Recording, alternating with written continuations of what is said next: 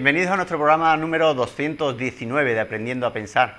Estamos en una semana en la que estamos viendo una serie de mates que llevan nombre propio del que si no el que lo inventó, el que lo puso en práctica o un personaje famoso que lo popularizó. Y si no faltáis a la cita durante todos estos días de la semana, pues estaréis viendo diferentes tipos de mate. Hoy me gustaría hacer hincapié en el que vimos ayer, el mate de Reti, que lo daba el alfil y la torre, porque fue conocido como el mate de Reti. Sin embargo, hemos encontrado una partida aún más antigua, porque esa se jugó en Viena en el año 1910, pero hemos encontrado una partida de 1800 en el que se emplea exactamente el mismo recurso, con lo cual a veces es así de injusto el ajedrez como la vida, porque se reconoce a ese mate como el mate de Reti. Sin embargo, hubo un jugador que lo empleó, pues podemos decir varias décadas antes, casi 60 años antes. En 1846 lo empleó ya Bernhard Horwitz.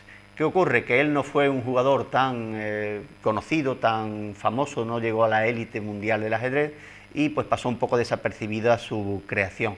Y posiblemente inspirado en este tipo de partidas que se conocían en aquella época, pues Richard Reti, alimentándose de todas esas partidas que había en el pasado, pues introdujo ese recurso en su interior y luego lo pudo emplear y al final se reconoció como el mate de Reti.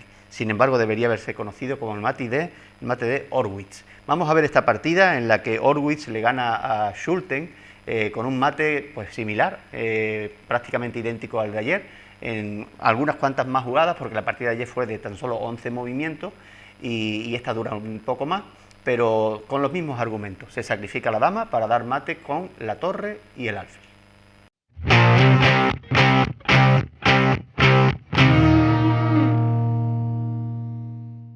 Bien, pues aquí estamos en esta partida que se jugó en Londres, como hemos dicho, en 1846.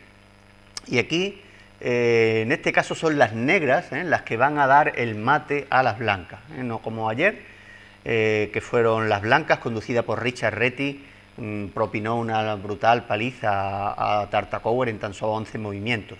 Aquí va a ser al revés, en este caso va a ser las negras Horwitz contra Schulten con blancas. Pues la partida empieza así, E4 y E5, son movimientos naturales, no hay mucho que añadir. En este caso Schulten jugó alfil C4, es conocida como la apertura del alfil. De momento puede transponerse a otro tipo de aperturas o líneas, como podría ser, por ejemplo, después de estos movimientos, la apertura italiana, la defensa de los dos caballos. Siempre nos gusta decir un poquito los nombres de las aperturas que se van haciendo en las partidas que comentamos, pero no es lo más importante. Sabéis que lo importante es desarrollar rápidamente las piezas. Caballo F6 jugó Horwitz, atacando al peón de E4, las blancas jugaron caballo C3 defendiéndolo, y ahora las negras hicieron una jugada un tanto extraña, que es B5, muy parecido al gambito Evans que se suele hacer con blancas. Es entregar este peón con idea de desarrollar rápido el resto de las piezas, porque el alfil se fue a B5 y ahora se desarrolló el alfil a C5. Podía haberse hecho sin la entrega de ese peón, por supuesto, el alfil estaría aquí, y las negras pues no querían tener esa incomodidad del alfil ahí, o sobre todo al estar el alfil aquí permite en un futuro ganar algunos tiempos con C6 y D5, con lo cual desarrollamos piezas a la vez que estamos atacando a piezas del rival y está teniendo que mover siempre la misma.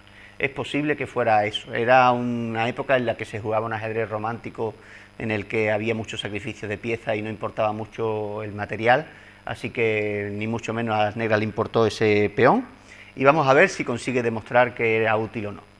Aquí jugó D3 Schulten, una jugada natural, teniendo una buena estructura de peones, una buena cadena de peones para desarrollar este alfil, y efectivamente C6 jugaron las negras, como hemos dicho, para expulsar a ese alfil. El alfil se fue a C4, ya podríamos seguir atacándolo con peón D5, pero en este caso las negras intercalaron esta jugada, dama B6, que si os fijáis ya está proponiendo ganar el peón de F2 y dejar al rey en el centro, que se ha retrasado mucho el enroque, no ha jugado caballo F3, sino que parece que ha desarrollado otras piezas antes y ha dejado el rey en el centro. Las negras pueden enrocar en un solo movimiento, además no están sufriendo ningún ataque, podrían hacerlo en cualquier momento, pero las blancas ahora ya tienen una presión añadida aquí en F2 y no pueden enrocar.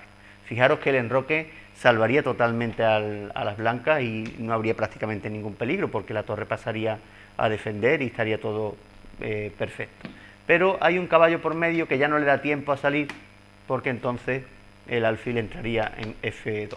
Así que ya las blancas están sufriendo aquí algún tipo de problema por la apertura que han elegido o por aceptar el sacrificio del peón y hacer que la dama esta saliera ahora con esa prontitud.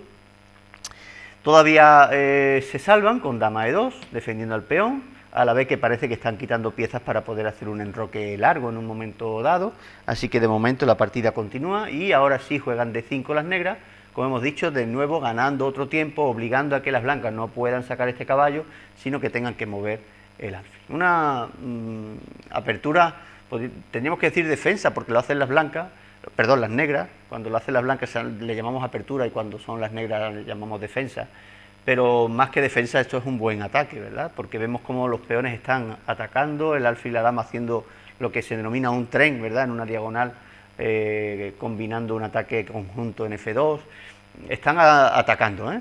Es una variante muy agresiva. Después de esa jugada las blancas tomaron y ahora viene otra jugada maravillosa de este Horwitz, poco conocido, pero que realmente el mate debería haber llevado su nombre porque fue el primero que lo empleó.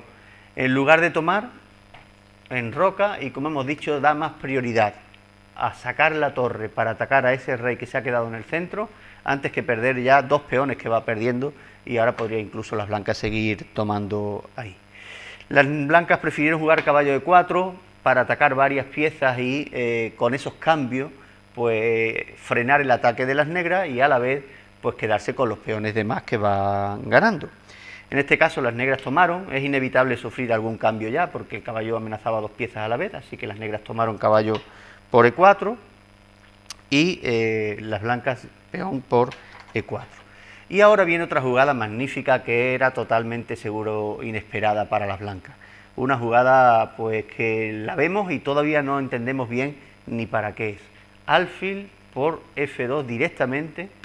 Las negras ya no se conforman con haber perdido dos peones, sino que ahora entregan un alfil limpiamente. Si os fijáis, las blancas pueden tomarlo limpiamente. Fue lo que ocurrió y ahora en cuanto la dama se desplaza vemos el motivo por el que se hizo. La dama al desplazarse deja de defender a este alfil y las negras pues dan este jaque doble al rey y van a ganar este alfil, con lo cual han recuperado un peón que probablemente no era el objetivo principal, sino el objetivo principal es que este rey siguiera en el centro.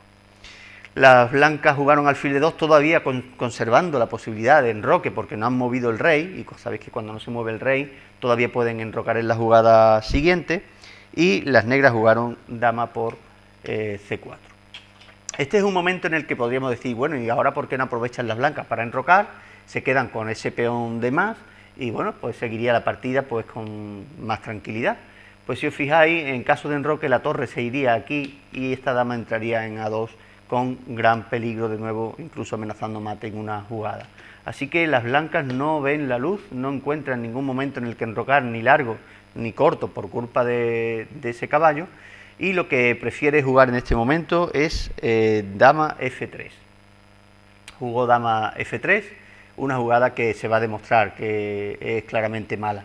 Está defendiendo a este peón porque las negras amenazan tomar este peón con jaque y simplemente están defendiendo a ese peón, pero de nuevo no permite sacar el caballo y no ha efectuado enroque, y las negras a pesar de que las piezas no están colaborando con la dama, se las ingenian para que el ataque que venga ahora es muy rápido y van a conseguir traer las piezas que necesitan para hacer el mate de reti, que si recordáis era torre y alfil. Pues bien, aquí está el alfil y podemos considerar que esta es la torre, que puede salir más rápido que esta, ¿verdad? ¿Cómo usaron las negras el alfil y la torre para hacer el mate de reti? Aunque reti sabéis que vivió décadas después que este propio Horwitz, y debería haberse llamado mate de Horwitz. Pues jugó F5. Si os fijáis, con esta jugada se amenaza ya abrir la columna de la torre y también sacar el alfil, así que esta jugada es clave para poder ganar la partida. Las negras tomaron no tienen muchas opciones porque si no serían las negras las que ganarían el peón, así que las blancas tomaron, y alfil por F5. Siempre se ha dicho que la amenaza es más fuerte que la ejecución. Aquí podrían haber tomado con torre y están como ejecutando, haciendo una amenaza directa para que la dama se vaya, mientras que si toma con alfil no está amenazando, o sea, no está ejecutando nada, pero sí está amenazando de en algún momento quitar el alfil y que haya un problema. Así que la amenaza es más fuerte que la ejecución, ¿eh? Así que tomaron con alfil y la dama blanca se encuentra ahí muy incómoda, se tiene que ir y lo que prefiere es que se cambien. Pero este es el momento clave en el que las negras hicieron el mate de Reti. Mate en 3 jugadas. De nuevo, y tal como hicimos ayer, paramos el tiempo un poco. Los que estáis viendo en YouTube podéis parar el vídeo y los que estáis viéndonos en directo, pues os dejo unos segundos para que penséis cómo darían mate aquí las negras en 3 jugadas, gracias a que el rey se ha quedado en el centro y el nuestro está protegido. Y os recuerdo que el mate se da con torre y con alfil. No es necesaria la dama.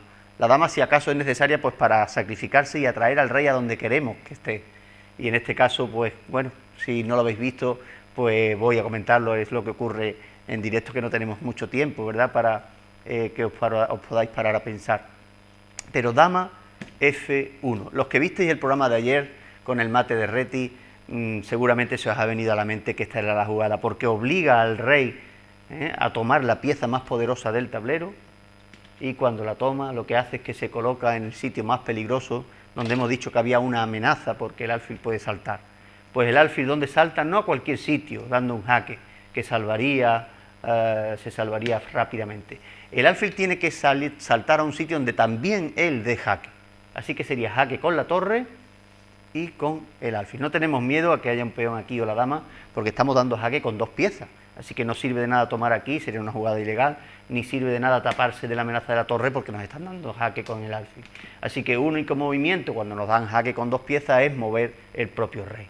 El rey no puede moverse a F2, no puede moverse a E2, tuvo que moverse a E1 y torre F1, jaque mate. El mate de Reti o el mate de Horwitz, depende, ¿verdad?, de cómo queramos llamarlo. Realmente la fama se la llevó Reti por aquella partida en la que ganó con 11 movimientos usando este recurso, pero seguramente había visto esta partida, la conocía, y es una de las claves de los grandes maestros, que retienen en su memoria todos estos recursos para luego emplearlos en sus partidas. Él se llevó el éxito, la fama, pero en su momento, en 1846, en Londres, el que se llevó la satisfacción de ganar una partida de esta forma tan brillante fue este jugador, con todas las letras, Bernard Horwitz, jugando contra John Schulten, que se llevó esta humillación o aprendió también este recurso para luego emplearlo en sus propias partidas, como espero que hayáis hecho vosotros. Son 2 días en los que hemos visto este recurso, este mate,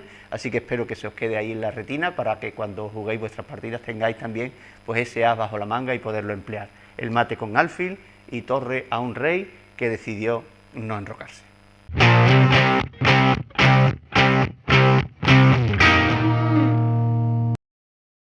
Tenéis ese mate tan espectacular, ¿verdad? Cuando un jugador se retrasa en el enroque y no pone a salvo su rey, pues siempre se nos tiene que encender esa bombillita de la creatividad y tratar de aprovechar que el rey no ha enrocado y abrir columnas, como en este caso esa columna F por donde la torre ha podido entrar. Y para ello, pues a veces es necesario sacrificar alguna pieza. Hay que ser valiente para hacerlo, porque hay ocasiones en las que estos ataques no salen bien y después echamos de menos esas piezas que hemos sacrificado. Pero este no fue el caso, ¿verdad?, de Horwitz ni de Reti, que popularizaron este mate y que ha quedado para la historia y lo traemos siempre aquí para vosotros en Doñana Televisión. Esperemos que os haya gustado y mañana estaremos con otro mate diferente, con el mate de Pillsbury.